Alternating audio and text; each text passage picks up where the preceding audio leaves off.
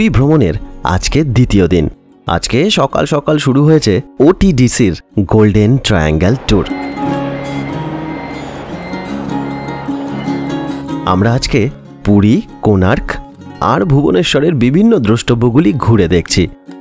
রামচণ্ডী মন্দির, চন্দ্রভাগা সমুদ্র সৈকত, কোণার্কের অপূর্ব সূর্য মন্দির আর ধৌলি শান্তিস্তূপ আপনাদেরকে আগের পর্বেই দেখিয়েছি।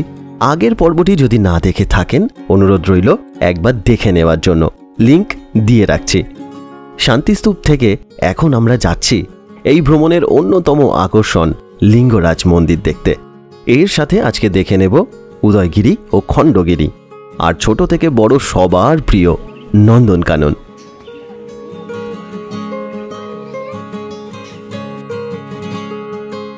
এছাড়া থাকছে এই ভ্রমণ সংক্রান্ত অন্যান্য নানান তথ্যগুলি। সঙ্গে থাকুন।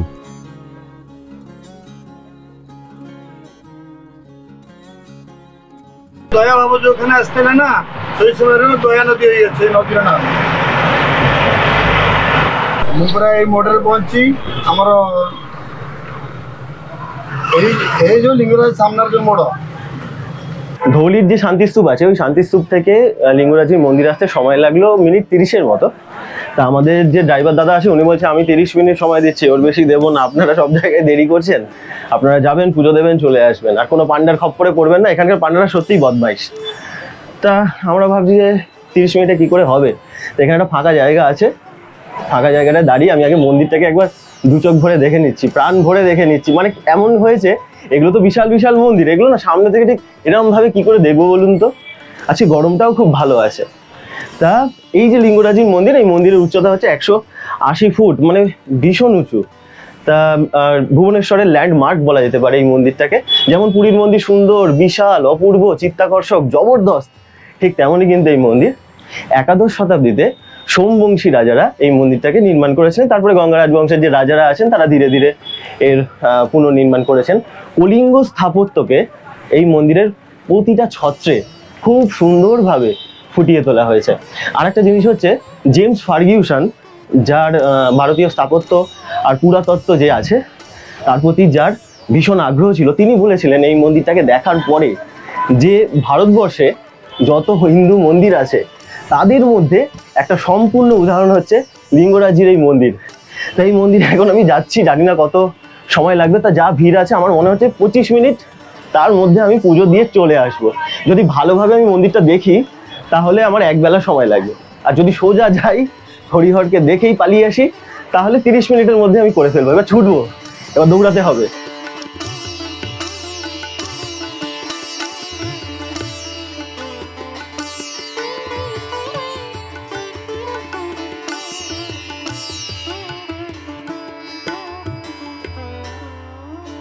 আজকে না মন্দিরে কিন্তু খুব একটা মানে ভিড় নেই ভিতরে। এখন আপনি যদি সরাসরি এসে ভগবানের দর্শন করেন আর চলে আসেন তাহলে মিনিট 15 সময় লাগবে, আমার তো সেরকমই সময় লাগলো। আর যদি মনে করেন যে না পুরো মন্দির চত্বরটা যেটা আছে সেটাকে পুরো ভালোভাবে দেখবো তাহলে তো আপনার একটা বেলা সময় লাগবে। যেমন আমরা পুরীর মন্দির দেখি না ওই 4টি অংশ, ঠিক এখানেও কিন্তু তেমনই ওই যাজনা মণ্ডপ, হ্যাঁ, গর্ভগৃহ, নাট মন্দির, ভোগ মন্দির, এরকম ভাবে 4টি অংশ আছে। তাই এখানে যিনি মহাদেব আছেন তিনি কিন্তু মানে নিজের থেকে প্রকট হয়েছেন, কেউ যে শিবলিঙ্গ বানিয়েছে বা সেটা নয়, এই জন্য এনাকে স্বয়ম্ভু বলা হয়। আরেকটা জিনিস হচ্ছে এখানে ভগবান বিষ্ণু এবং ভগবান মহাদেবকে একত্রে পুজো করা হয়, তাই তাদেরকে হরিহর বলা হয়, শঙ্কর নারায়ণও বলা হয়। মানে এই মন্দিরে প্রতিদিন হাজার হাজার ভক্ত সমাগম তো হয়, আর যখন বিশেষ দিন থাকে ওই শিবরাত্রি সেই সব সময় বা বিশেষ কোনো তিথি আছে সেই সব সময় মানে বিশাল ভিড় হয়, বিশাল। তাই দেখুন আমাদের গাড়ি ওখানে দাঁড়িয়ে আছে, এই রাস্তা থেকে একটুখানি এগিয়ে আসবেন, এই উঁচু জায়গাটায় দাঁড়াবেন আর পুরো মন্দির চত্বরটা আপনার সামনে। মাথা খারাপ, ভীষণ ভালো লাগে, ভীষণ ভালো লাগে। আমি একবার আসবো, ঠিক আছে, এসে না ওই একবেলা করে ঘুরে সব মন্দিরগুলো ভালোভাবে দেখবো, শান্তিতে যা আছে এখানে পড়ে দেখবো, জানবো, মনের মধ্যে একদম বসিয়ে তারপর যাব। সময় দরকার, 30 মিনিটে হয় না, 30 মিনিটে হয় না। ও তাই, মাসির বাড়ি? আচ্ছা এইটা মাসির বাড়ি, এইটা পিসির বাড়ি।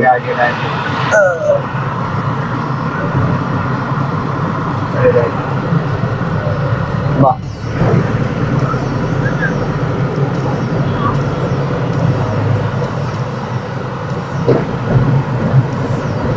লিঙ্গরাজের রথযাত্রা এখানে যখন রথরা থাকে সোজা আসে উল্টো যায়। আচ্ছা, বুঝলে? লিঙ্গরাজির মন্দির থেকে এখন আমি এসে গেছি উদয়গিরি আর খণ্ডগিরিতে। আসলে এইটা হচ্ছে উদয়গিরি আর ওই দিকটা হচ্ছে মানে ওইটা হচ্ছে খণ্ডগিরি। তো এটা একটাই পাহাড় ছিল, তো এখান থেকে পাথর কেটে নিয়েছে, তো মাঝখান থেকে রাস্তা হয়ে গেছে, সেই জন্য এটা উদয়গিরি ওটা খণ্ডগিরি হয়ে গেছে। এই যে জায়গাটা, এই জায়গাটায় আমরা এই যে আজকে সারাদিন যে জায়গাগুলো ঘুরছি তার মধ্যে সব থেকে প্রাচীন নিদর্শন আপনি কিন্তু এই জায়গাটাতেই পাবেন। আসুন আপনাদেরকে দেখাচ্ছি, এখানে খুব সুন্দর সুন্দর কয়েকটা জিনিস আছে। আমার তো ভীষণ ভালো লাগে এই জায়গাগুলো, আশা করি আপনাদেরও খুব ভালো লাগবে।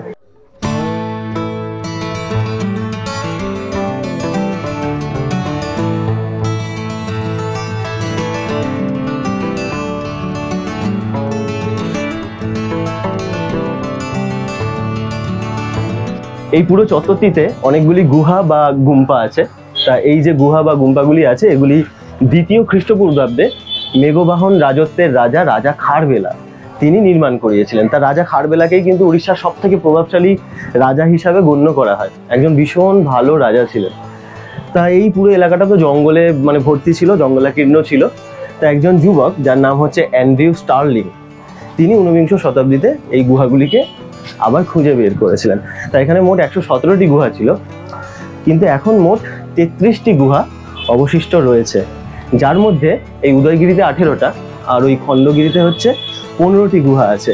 এই যে একদম উপরে আমি চলে এসেছি, তো এইবার আপনাদেরকে গুহাগুলি আমি ঘুরিয়ে দেখাচ্ছি। জাস্ট ভাবতে পারবেন না যে এই গুহাগুলির কতটা গুরুত্ব আছে আর এই গুহাগুলি কত প্রাচীন। এই উদয়গিরি ও খণ্ডগিরি হল কুমারী পাহাড়ের অংশবিশেষ। জৈন সন্ন্যাসীদের নিরাপদ আশ্রয় দেওয়ার জন্যই এই গুহাগুলির নির্মাণ করা হয়েছিল। এখানে তারা ধ্যান পূজা অর্চনা করতেন। খুবই অদ্ভুত ব্যাপার, এই ভাস্কর্যগুলি অত্যন্ত কষ্ট করে যত্নের সাথে সামান্য যন্ত্রাংশ ব্যবহার করে ও হাতের সাহায্যে খোদাই করা হয়েছে।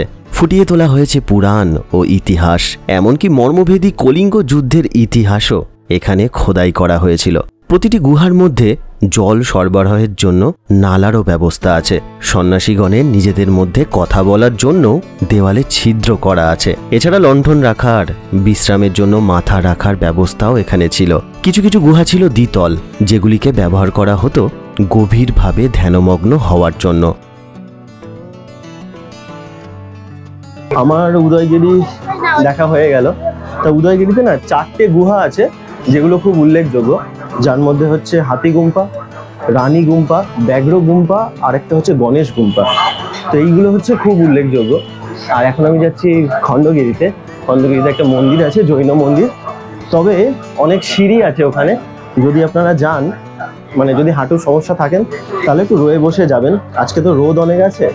তবে যদি ওপরটায় যেতে পারেন, ওখান থেকে যা সুন্দর দেখা যায় চারপাশটা, এমনকি মানে ভুবনেশ্বরের যে এয়ারপোর্ট সেটাও খুব সুন্দর দেখা যায়। আস্তে আস্তে উঠবো, ওখানে কিন্তু অনেক হনুমান আছে, তাদের থেকে একটু সাবধান।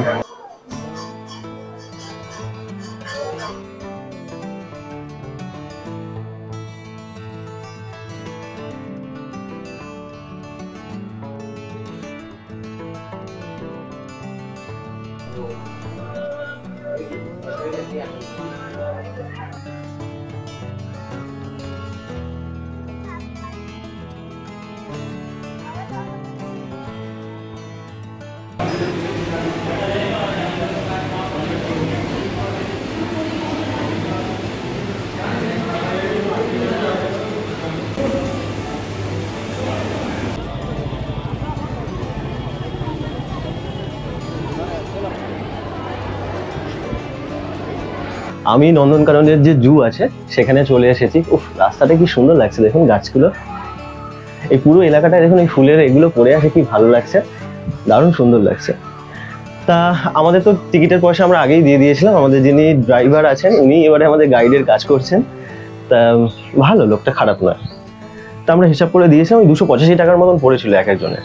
আমি আপনাদেরকে না পুরো চার্ট দিয়ে দেবো, কোথায় কি টিকিট আমাদের লেগেছে, কত কি খরচ হয়েছে। আমরা বাইরে এবারে খেয়েছি, এবারে আমরা ওটিডিসির যেটা সেখানে খাইনি, বাইরেও একটা হোটেলে খেয়েছি, ভালো। এখানে বাইরে অনেক হোটেল আছে, আমার ওই সব মিলিয়ে 170 টাকার মতন বিল হয়েছে।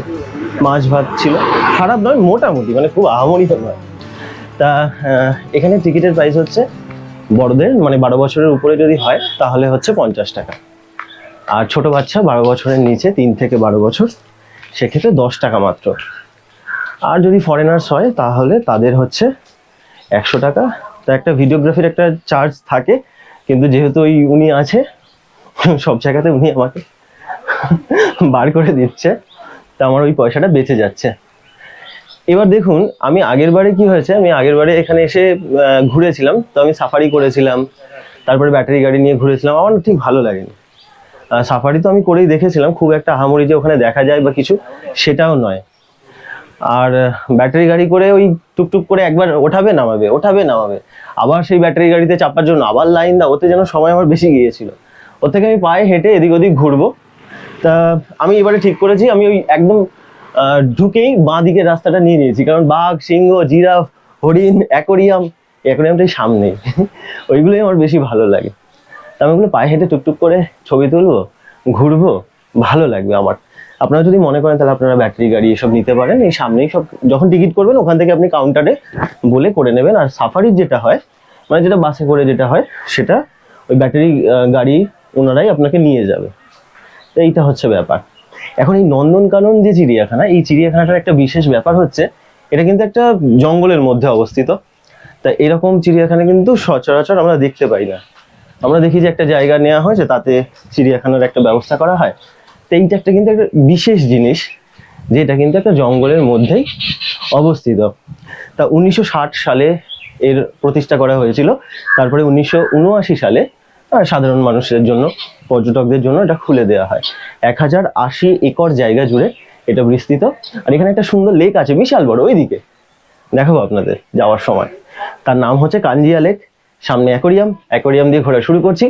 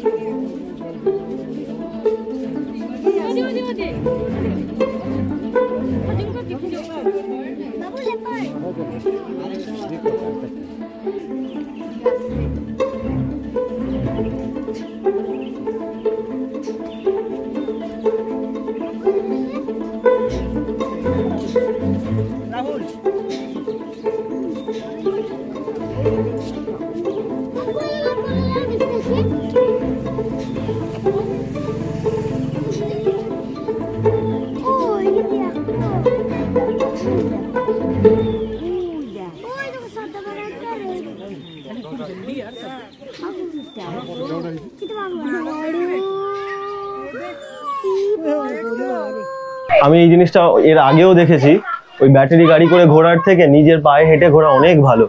এখানে একটা সাদা বাঘ আছে, ওকে আমার চাই, ওকে আমাকে দেখতেই হবে। ওই যে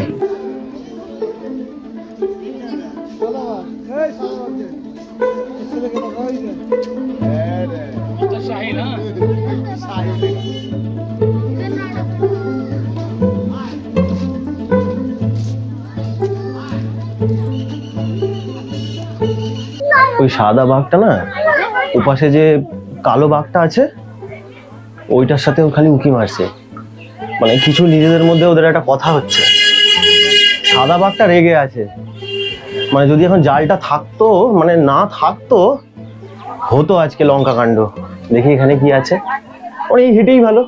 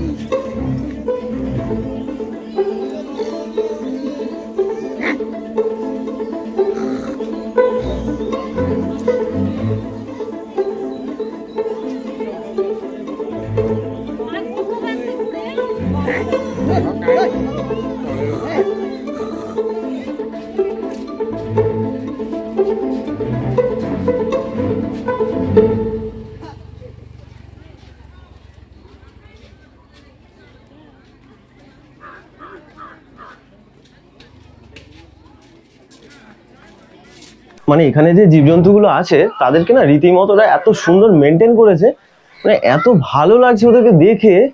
উফ, কি গায়ের কালার, কি চেহারা, থাবা কি। আর বাচ্চাগুলো তো এরকম করে দেখছে, এটা কি, এটা কে।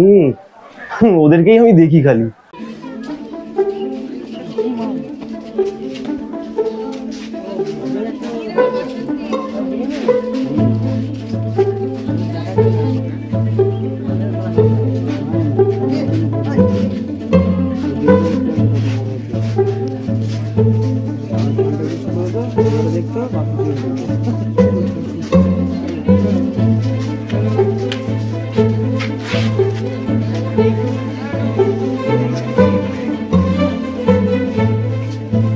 আচ্ছা, একটা ছোট্ট নাত আছে, দেখো দেখো দেখো দেখো দেখো দেখো।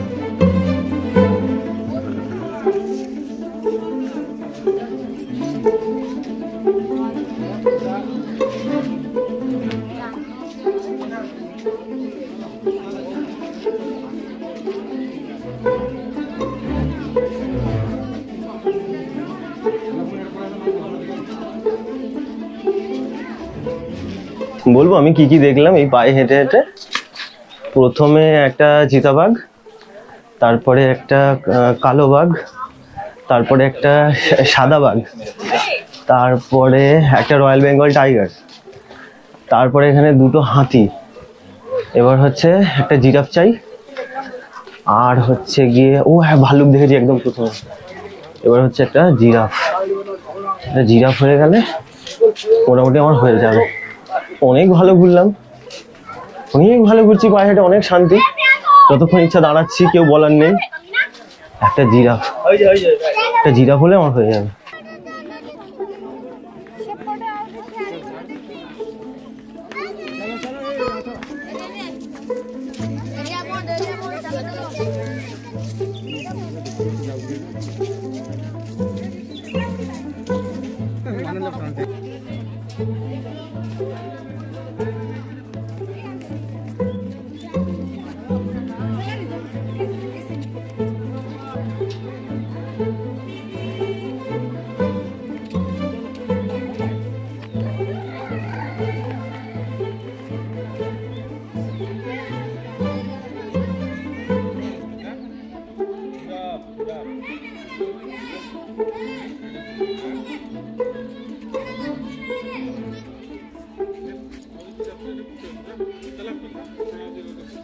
তার মানে আমার সবকটাই দেখা হয়ে গেল। জিরাফ দেখে নিলাম, জিরাফ দেখে এখন আমি চলে যাচ্ছি।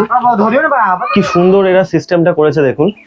আপনি টিকিট কেটে সামনের দিকে এগোলেন তো, তাও দেখবেন একদম সেন্টারে একটা বড় একটা ফাউন্টেন আছে না, ওই ফাউন্টেনের বাম দিকের রাস্তাটা ধরে নেবেন। ওই বাম দিকের রাস্তাটা পুরো আপনাকে সব ঘোরাতে ঘোরাতে ঘোরাতে ঘোরাতে আমার ওখানটা নিয়ে আসবে। মানে যেখান থেকে ওই জিপ সাফারি, বাস সাফারি যেগুলো হয়। তারপর ওই তো আবার পিছনের রাস্তা, ওই যে দেখা যাচ্ছে গেট, এই তো হয়ে গেল। আর যাওয়ার পথে দুটো সাপ দেখে নেবো, আর হচ্ছে কটা হরিণ দেখে নেবো। ভালো সুন্দর ঘুরলাম, দারুণ। কোনো ব্যাটারি গাড়ির দরকার নেই। আমার যদি ব্যক্তিগত মতামত আপনারা জানতে চান, সাফারি করবেন না। ওই শুধু শুধু কিচ্ছু নেই, একটা ভাল্লুক, দুইটো সিংহ, একখান বাঘ। আর সিংহগুলো যদি একবার ওইদিকে মুখ ঘুরিয়ে থাকে তো থাকবেই, ওরা আর মানে যাই বলেন ওরা আর আপনার দিকে তাকাবে না। তার থেকে এখানে আসবেন, বাঘ মনে হয় আমি 7-8টা বাঘ তো দেখলামই এই পুরো চত্বরটায়। কতগুলোকে তো দেখলামই না, কে আবার গাছের ওপরে উঠে বসে আছে, কতগুলো ঘুমোচ্ছে, কত লোক ডাকলো এই শোন না, পাত্তা নেই। এই সামনেটায় চলুন দেখি, একটা ডাইনোসরের মতো দেখছি, ওখানেই মনে হচ্ছে এই সাপ ফাপ গুলো পাবো। যাই হোক, মাছও দেখা হয়ে গেল। আর কি, এবার কটা হরিণ দেখবো আর সাপ দেখবো, ব্যাস ঘরের ছেলে ঘরে।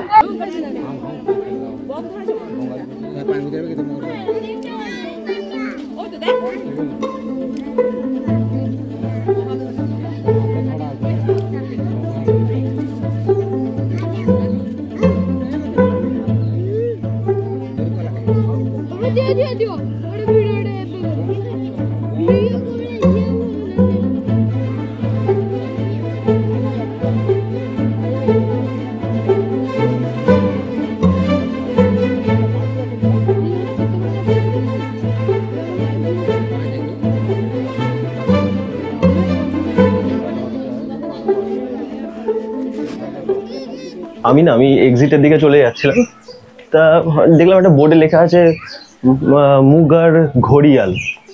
ঘড়িয়াল? এই হ্যাঁ, আমার তো কুমির দেখা হয়নি। এই এসেছি রে ভাই, রে ভাই, মানে 15-20 খানা চুপ করে শুয়ে আছে, আর একখানা দেখছি আর বড় একটা মাছ ধরেছে, ঠিক আছে, ধরে এই যেখানটা লেখা ছিল মুগার ঘড়িয়াল। আমি তো ওই রাস্তা দিয়ে ফিরছিলাম, বাবা ভাগ্যিস গেলাম। এই চিড়িয়াখানাটা না খুব ভালো লাগে, পায়ে হেঁটে ঘুরে মজা আছে। যদি আপনাদের হাঁটা চলা করতে সমস্যা হয় তাহলে ঠিক আছে, গাড়ি নিয়ে নেবেন, সেটা তো মানে কিছু করার নেই, না হলে হেঁটে মাথা খারাপ করে দেবে। হেবি সুন্দর।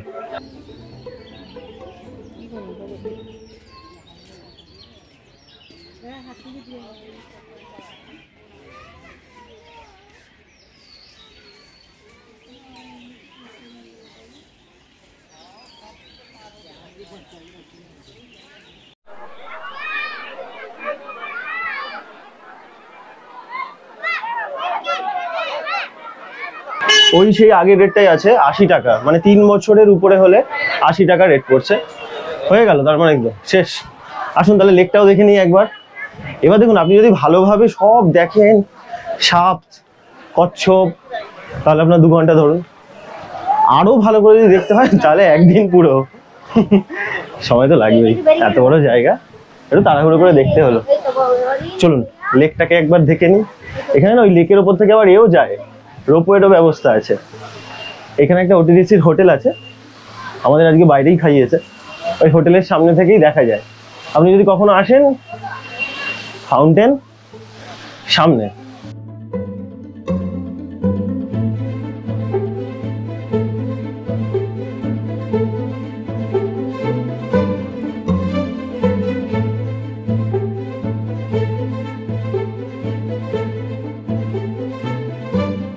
ভ্রমণ সংক্রান্ত বিভিন্ন জায়গার ভিডিও আমি তৈরি করি।